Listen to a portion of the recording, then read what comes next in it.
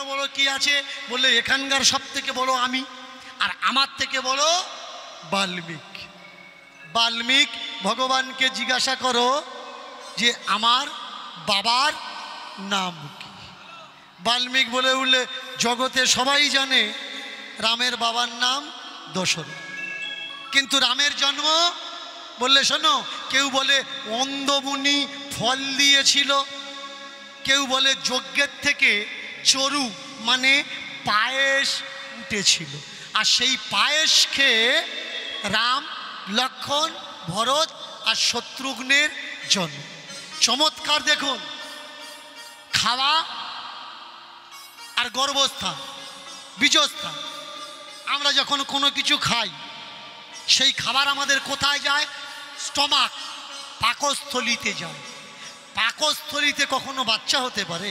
এ তো অগ্নাশয়, খাবার সেখানে দাহ করা হয়, পিত্তাশ হয়, খাবার সেখানে প্রসেসিং করে রক্ত আলাদা হয় আর মেটেরিয়াল আলাদা নাড়িতে চলে যায়। তাহলে পাকস্থলিতে গিয়ে খাবার কখনো বাচ্চায় রূপান্তরিত হয়? এরম কখনো হতে পারে যে খেলে বাচ্চা হবে? যদি খেলে কখনো বাচ্চা হয়, তাহলে ভুল করে কেউ যদি পুরুষ মানুষকে খাইয়ে দেয়, সেও তো মা হয়ে যাবে, বাবা মা হয়ে যাবে। বলে খেলে কখনো বাচ্চা হয় না, এটা অযুক্তিকর কথা ছাড়া আর কিচ্ছু না। एक बात और यहाँ विद्वानों को कहेंगे, राम जी के 5 बाप थे। क्या बोला तूने? 5 कितने? राम जी के 5 पिताजी हैं। বলে চমৎকার। তাহলে বাচ্চা বলে খাওয়ার রাস্তা অন্য আর বাচ্চার রাস্তা অন্য। বলো বাবাটা কে? অনেকে বলে, গতকাল আসরে যেমন আমায় বলছিল, বাবা ময়ূর তো আর 5টা পাখির মতো মিলন হয় না, পুরুষ ময়ূরের শক্তি নাকি মাটিতে পড়ে আর মেয়ে ময়ূর নাকি গুড়িয়ে খায়, খেয়ে তারপরে সে ডিম্ব প্রসব করে। আমি বললাম লেখাপড়া শিখেছ? স্কুলে গেছো? এই যে রামায়ণ, এই রামায়ণের একটা হচ্ছে বাহ্যিক গল্প আর আরেকটা হচ্ছে আধ্যাত্মিক আর যুক্তি তার্কিকের গল্প। যতক্ষণ রামায়ণের ভালো আর মন্দ দুটো না জানতে পারবেন, ততক্ষণ রামায়ণের সঠিক উদ্দেশ্যটা কিন্তু বুঝতে পারবেন না। হনুমান সে বলছে তোমরা কি বাঁধনে বাঁধলে যে তোমাদের বাঁধন আমি বডি ফুলিয়েও কাটতে পাচ্ছি না? মা জানো কি বললে, ওরে বাপ কেন কাটতে পাচ্ছি জানিস না? দড়ি যে কোনো দড়ি হোক না কাটা যায়, বড় বড় মোটা শক্ত স্টিলের রড সেটাও কাটা যায়, কিন্তু ভালোবাসার বাঁধনটা দেখা যায়। এই বাঁধনটা চেষ্টা করে কেউ কাটলেও কাটতে পারে না। দুটো ভাই, তারা বলে হ্যাঁ এটা হলেও হতে পারে, ভালোবাসার বাঁধন তাই কাটতে পারছে না। আচ্ছা দাদা, আমাদের মা যতগুলো যা বলেছে, আমাদের মায়ের মুখের কথা আমরা তোমার থেকে শুনবো না, বা তোমার মুখ থেকে মায়ের কথা শুনবো না, আমরা তোমার মুখ থেকে তোমার কথা শুনবো। বলো সত্যি কি তুমি সূর্যকে গিলে খেতে গেছিলে? হনুমান মাথা নিচু করে চুপ করে আছে। বলে সারা জগৎ জানে তুমি নাকি সূর্যকে গিলে খেতে গেছো। তাকিয়ে দেখুন রামায়ণের বিজ্ঞান। রামায়ণ কিন্তু একটা না, যে রামায়ণকে আমরা সব থেকে বেশি জানি, সব থেকে বেশি লোকমান্যতা, লোকপ্রিয়, সেই রামায়ণটার নাম হলো কৃত্তিবাসী ওঝার লেখা কৃত্তিবাসী রামায়ণ। পরে পুরো পৃথিবীতে যে রামায়ণ বিখ্যাত জায়গা নিয়েছে, সেই রামায়ণটা হচ্ছে তুলসীদাসী রামায়ণ। পরে মূল রামায়ণ হচ্ছে যিনি বাল্মীকি। আস্তে আস্তে আস্তে মায়েরা একটু রাস্তা বানিয়ে এদিকে চলে আসুন, এদিকে জায়গা আছে, কথাটা কম বলবেন। যারা ওই পথ দেখাচ্ছেন মায়েদের নিয়ে আসছেন, একটু আওয়াজটা কম করবেন, কীর্তনের ব্যাঘাত যেন না হয়। এইবার তাহলে রামায়ণ আমাদের দেশে কতগুলো একটু জেনে নেওয়ার দরকার। তৎকালীন সময়ে ভারতবর্ষ একটা দেশ ছিল না, এই ভারতবর্ষ খণ্ড খণ্ড রাজ্যে বিভক্ত ছিল। শুধু ভারত নয়, গোটা পৃথিবীতে খণ্ড খণ্ড রাজ্যে রাজার অধীনে ছিল। আর প্রত্যেকটা রাজ্যে একটা করে রামায়ণ লেখা হয়েছে। ভালো করে শুনবেন, কথাগুলো মন দিয়ে শোনার প্রয়োজন, কারণ বর্তমান সময়ে এই সব জিনিসগুলো আমাদের থেকে দূরে রাখা হয়েছে, একটু ভলিউম বাড়িয়ে আমাদের থেকে চাপা দেওয়া হয়েছে। রামায়ণ কিন্তু একটা নয়। যখন রামায়ণকে জানার জন্যে আমি এগিয়ে গেলাম আর জিজ্ঞাসা করলাম রামায়ণ কতগুলো, কেউ কেউ আমার বলে দিল টোটাল রামায়ণ 10,000, কিন্তু রামায়ণ 10,000 আমি পাইনি। তবে হ্যাঁ, একাধিক রামায়ণের সন্ধান আমি পেয়েছি, একাধিক রামায়ণের সন্ধান।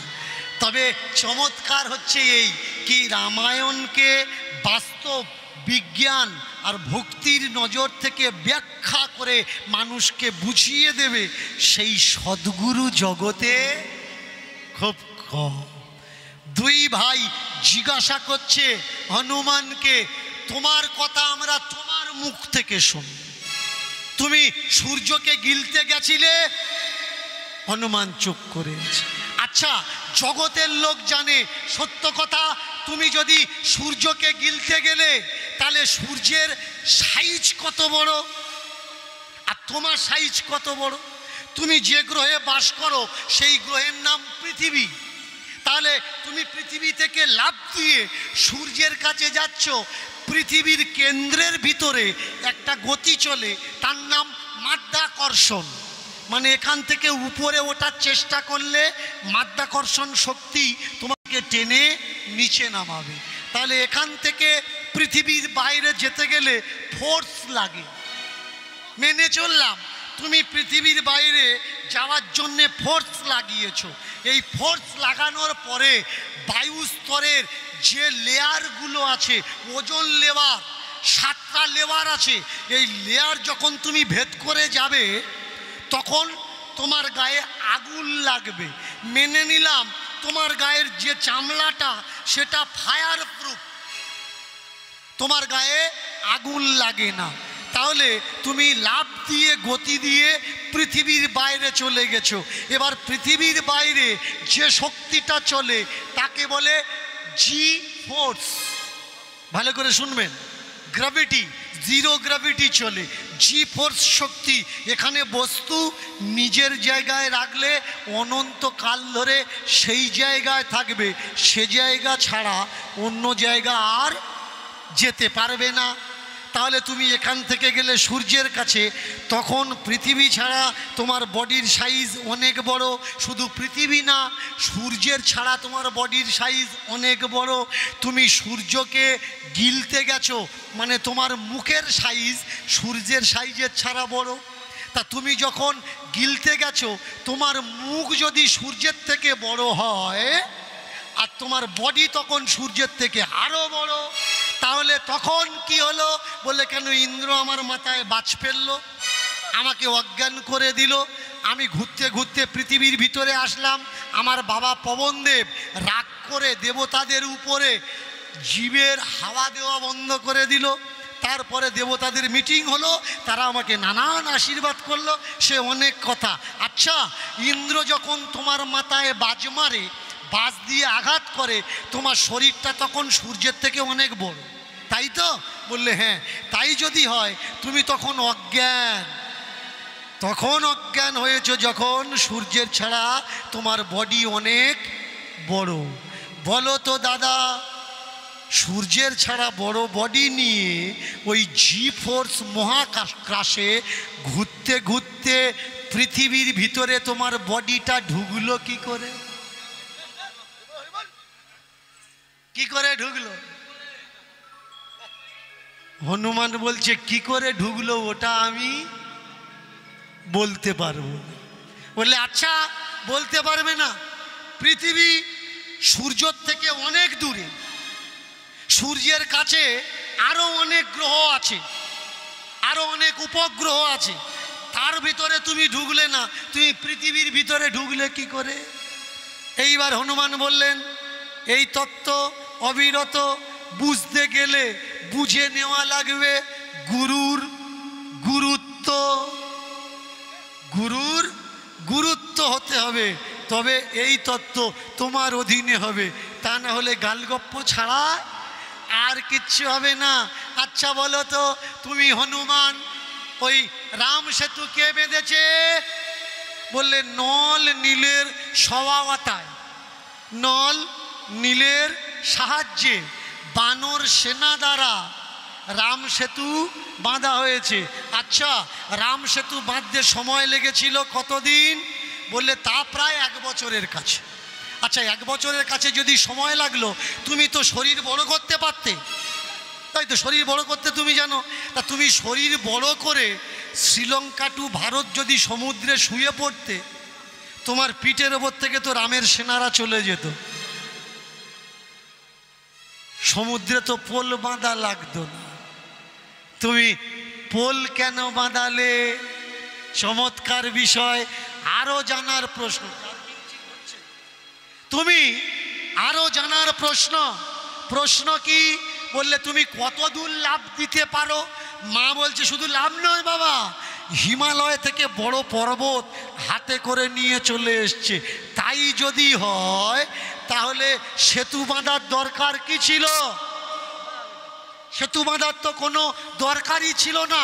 হনুমান যদি তার চেহারা বড় করে, হাতটা বড় করে রামের সেনাগুলো মানে বানর সেনাগুলো হাতে করে নিয়ে লাফ মেরে লঙ্কায় চলে যেত, পোল বাঁধার দরকার ছিল? পোল বাঁধার কোনো প্রয়োজনই ছিল না। এবার বলো হনুমান, এই বাঁধনটা ভালোবাসার বাঁধন রে, এ বাঁধনটা খোলা যাবে না। আচ্ছা, ওদিকে তো তুমি বলতে পারলে না, তুমি বললে আগুনে তোমার মুখ পুড়ে গেছে। কি করে পুড়লো?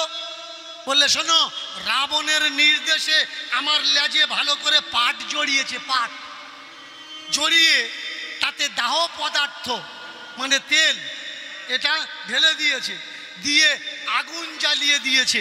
বাহ, আগুন জ্বালিয়ে দিয়েছে, তা তুমি পোড়োনি? বলে কেন? একটু আগে তো বললি আমি ফায়ার প্রুফ, এর জন্যই তো পুড়িনি। আচ্ছা, তাই তুমি পোড়োনি, তা ঘটনা কি হলো? বললে কেন? যারা আমার লেজে আগুন দিয়েছে সেই সোনার লঙ্কায় আমি আগুন লাগিয়ে ছারখার করে দিয়েছি। আগুন লাগিয়ে ছারখার করে দিয়েছি? বললে হ্যাঁ। কোথায় আগুন লাগিয়েছ? সোনার লঙ্কা। একটু খেয়াল করবে, সোনার লঙ্কায়। যদি এই হরিবাসরে কোনো শেখরা বসে থাকে, এ ব্যাপারটা সে ভালো করে বুঝবে যে সোনায় যদি আগুন লাগাতে হয় 1000 ডিগ্রি সেলসিয়াসের উপরে টেম্পারেচার হলে তবে সোনায় আগুন লাগবে। আর সোনা তখন আগুন লাগবে, আগুন লাগার আগে সোনা গলে তরল হয়ে যাবে। আচ্ছা হনুমান, তুমি যদি আগুন লাগালে সোনার লঙ্কায়, মানে যতগুলো ঘর ছিল সোনার ঘর ছিল, তাহলে সেই ঘরে আগুন লাগিয়েছো মানে ঘর গলে তো সমান হয়ে গেছিল। গেছিল? বললে হ্যাঁ গেছিল। তাহলে ঘরে রাক্ষসেরা ছিল। এবার বলো তারা বাঁচলো কিভাবে? তারা বাঁচলো কিভাবে? তারা বাঁচলো কিভাবে? তারা বাঁচলো কিভাবে? শুধু বললে তো হবে না, রামায়ণে লেখা আছে। কেমন? শুধু বললে হবে না, রামায়ণে লেখা আছে। সোনার লঙ্কা যদি গলে গেল, তাহলে সোনার লঙ্কার রাক্ষসেরা তারা বাঁচলো কি করে? তারা মরল না কেন? হনুমান এবার মাথা চুলকাচ্ছে, বললে শোনো, তুমি যে জ্বালিয়েছ, আচ্ছা সোনার লঙ্কা জ্বালিয়ে দিয়েছ, তোমার লেজের কি হলো? বলে ওই তো সমস্যা, লেজের আগুন নিভছিল না। নদীতে ডোবালাম, সাগরে ডোবালাম, বালির ভিতরে ঢুকিয়ে দিলাম, কিন্তু আগুন আর লিপছে না। অবশেষে মায়ের কাছে যখন এলাম, মা কি বললে জানিস ভাই? মা বললে হনু, ল্যাসটা মুখের ভিতরে দে বাবা, দিলে আগুন নিভে যাবে। এইবার মুখের ভিতরে দিলে? বললে হ্যাঁ, মা যখন বলেছে, বলার সঙ্গে সঙ্গে আমি ল্যাসটা মুখের ভেতরে দিলাম আর আগুনটা ফুস করে নিভে গেল। আচ্ছা হনুমান, এবার করো দেখি। বলবেন ভোলেনাথ শিব শঙ্কর কি? ও আওয়াজ এলো না তো। যারা যারা জল ঢালেন একটু জোর করে বলবেন ভোলেনাথ শিব শঙ্কর কি। চমৎকার চমৎকার। শিবলিঙ্গে মূলে মাথায় জল ঢাললে পুণ্য মেলে, মেলে তো। এই গঙ্গাসাগর থেকে নিয়ে তারকেশ্বর মন্দির পর্যন্ত অনেকে জল কাঁধে নিয়ে বাবার মাথায় জল ঢালে, অনেকে 40 কিলোমিটার, অনেকে 50 কিলোমিটার কাঁধে করে নিয়ে জল ঢালে। তবে চপ্পল কিন্তু কারোর পায়ে পাবেন না। কি চপ্পল পায়ে দেয়? চপ্পল পায়ে দেয় না, একেবারে খালি পায়ে, মানে নাঙ্গা খোলা পায়ে, পিছে রাস্তার উপরে।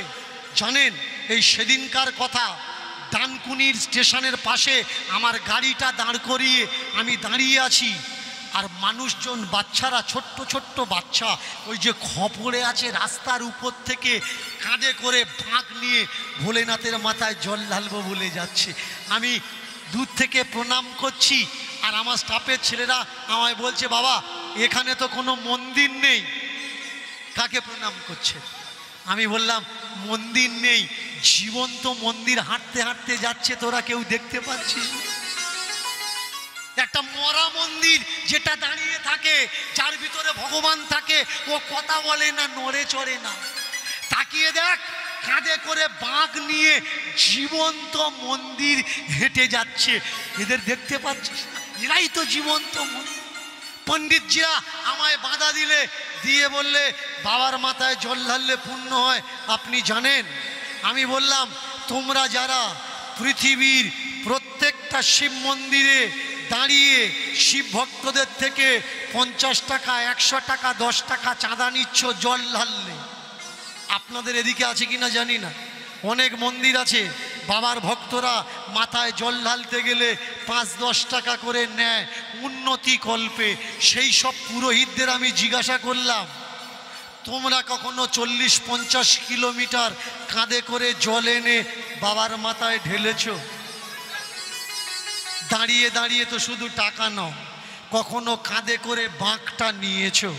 বলল না, কাঁধে করে আমরা কখনো বাঁক নিইনি। আমরা অন্যকে অপমান করতে পারি। আমাদের সমাজের উন্নতি কেন হয় না? কেন কি আমরা নারীকে সম্মান দিতে জানি না? আমাদের প্রত্যেকটা ধর্মগ্রন্থে সেখানে নারীকে বারবার করে অপমান করা হয়েছে, আর যে গ্রন্থে নারীকে অপমান করে আমার মনে হয় না সেই গ্রন্থটা কোনো ধর্মগ্রন্থ হতে পারে। একটা বেটা ছেলে, পুরুষ মানুষ, যখন জামা কাপড় পরে, বলুন তো কটা পকেট থাকে? সামনে 2টো পকেট, পিছনে 2টো পকেট, 4টে জামাতে থাকে একটা, 5টা পকেট থাকে। তারপরেও আবার মানি ব্যাগ নেয়, সেই মানি ব্যাগে 4-5টা পকেট থাকে। একটা মা যখন শাড়ি পরে বাইরে বেরোয়, দেখাতে পারবেন তার শাড়িতে কটা পকেট আছে? কেন? নারীকে টাকা রাখার সাহস ছিল না একটা সময়, নারীকে ভোগ্য বস্তু হিসাবে ব্যবহার করা হতো। এরই নামই হলো ব্রাহ্মণ্যবাদ। এই ব্রাহ্মণ্যবাদ আগে জাগা লাগবে, আগে ওঠা লাগবে। সত্য কোনটা? এই যে যতগুলো ধর্মগ্রন্থ, এ কারা লিখেছে আগে জানা লাগবে সত্যটা। একটা মানুষের উপরে বারবার করে আমরা দোষারোপ করছি। পুরাণ কে লিখেছে? ব্যাসদেব লিখেছে।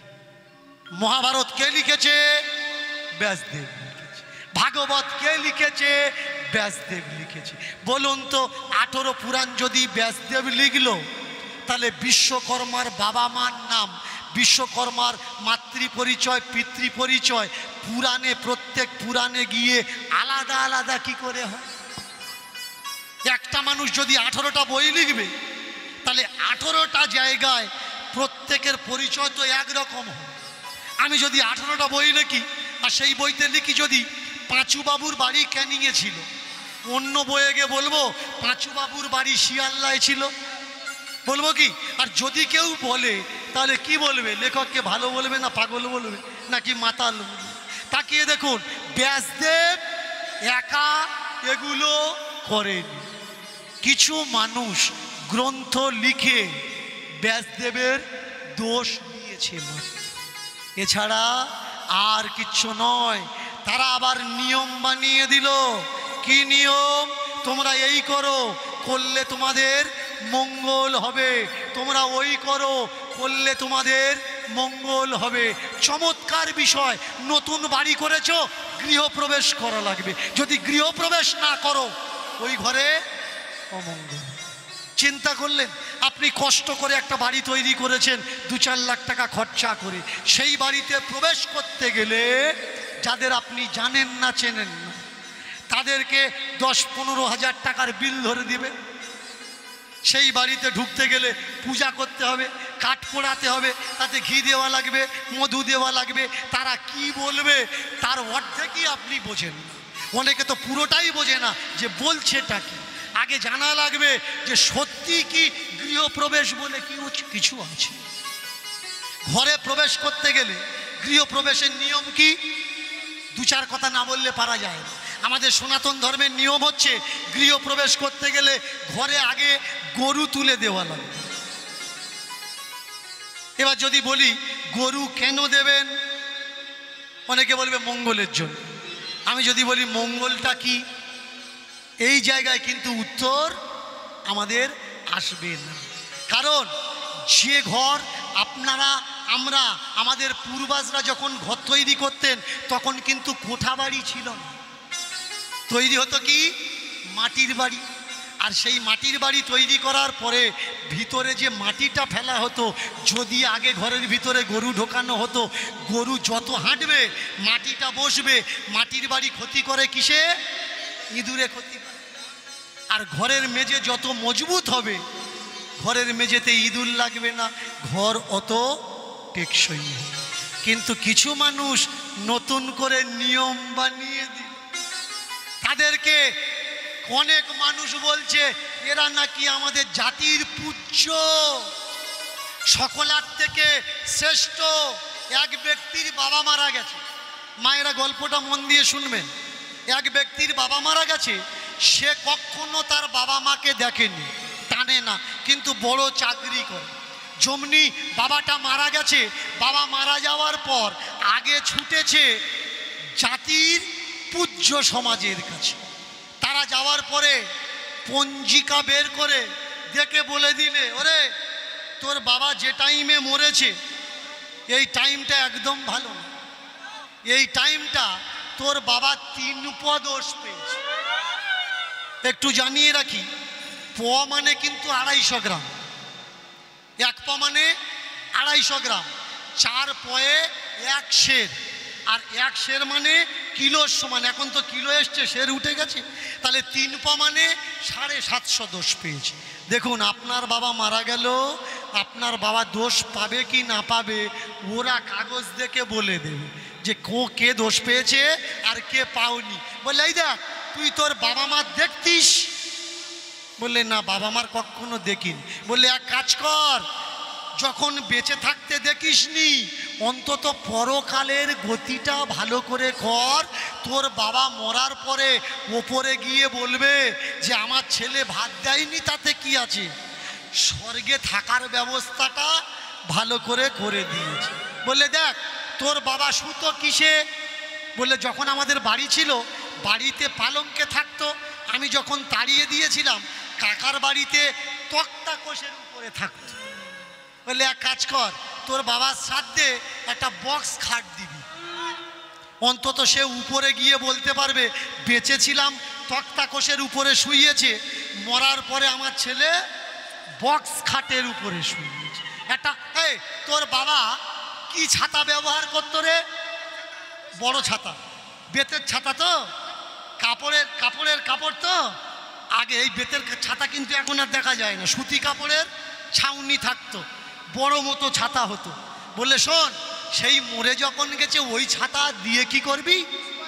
কেসি পালের একটা টেপা ছাতা দিয়ে স্বর্গে ভালো করে নিয়ে এদিক ওদিক ঘোরাঘুরি করবে, কোথায় কখন রোদ্দুর জল বৃষ্টি হয়, এই করে পুরো বাজেট বানিয়ে। এই দেখ, তোর বাবা সারা জীবন তুই তো টানিসনি, তাহলে একটু স্বর্গে যাওয়ার ব্যবস্থাটা ভালো করে লিখি। এ দেখলে সমাজে একটা মান সম্মান আছে। দেখবেন যারা বাম্মার জীবনে খাওয়ায় না, দেখে না, সাধ্যটা কিন্তু এরা করে করে ভাবে। আমার জানা নেই যে বাংলার এই সাইডে আছে কি না, কিন্তু আমাদের ওই সাইডে খুব পাওয়া যায়। সারা জীবন বাবা মাকে দেখে না, শ্রাদ্ধের সময় পণ্ডিতকে বলে, পণ্ডিত কোনো জিনিসে যেন কমি না থাকে, যা লাগবে আমায় বলবে, আমি দেব। কত বড় যোগ্য শয়তান এই সন্তান, কত বড় যোগ্য সন্তান। বিল বানিয়েছে পণ্ডিতজি কত, 3.5 লাখ টাকার মতন বিল বানিয়েছে। খাট গদি বিছানা ছাতা থেকে আরম্ভ করে নষ্টার জুতো পর্যন্ত, বুট জুতো, নষ্টার জুতো। বলে পণ্ডিতজি আমার বাবা তো নষ্টার পরতো না, ছেঁড়া চপ্পল পরতে হয়। বলে স্বর্গে চপ্পল পরে ঘুরবে, হ্যাঁ জুতো পরে ঘুরবে, জুতো নে। 3.5 লাখ টাকা বাজেট করেছে, করে এখন বাজেট ধরে দিয়ে শ্রাদ্ধের 2-3 দিন আগে পণ্ডিতজি এসে ঘুরে দেখতে এসছে মালপত্রগুলো কিনেছে কিনা।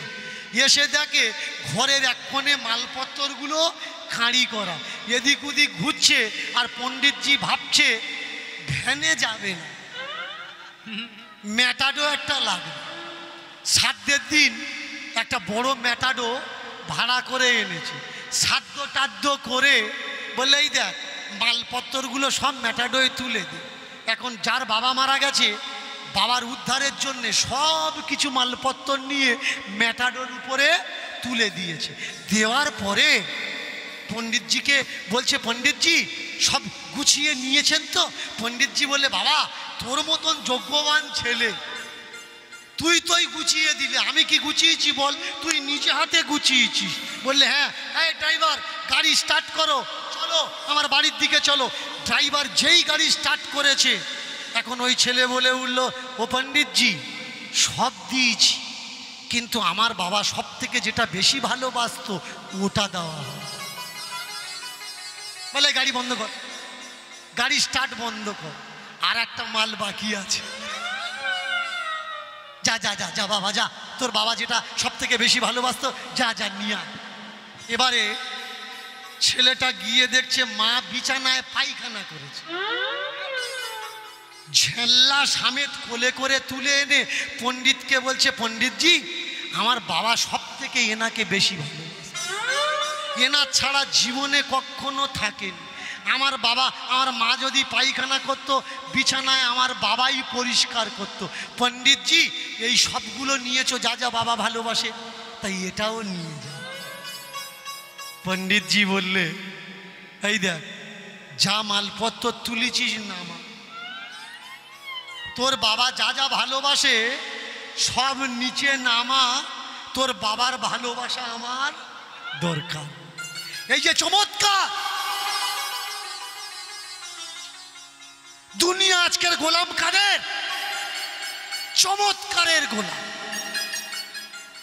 চমৎকার কো নমস্কার। আজও পর্যন্ত কেউ জানে না মানুষ মরলে যায় কোথায়, কিন্তু মানুষ, এরা জানে যে মানুষ মরলে কোথায় যায়। যার বাবার টাকা কম ওর বাবা নরকে যাবে, যার বাবার টাকা বেশি তার বাবা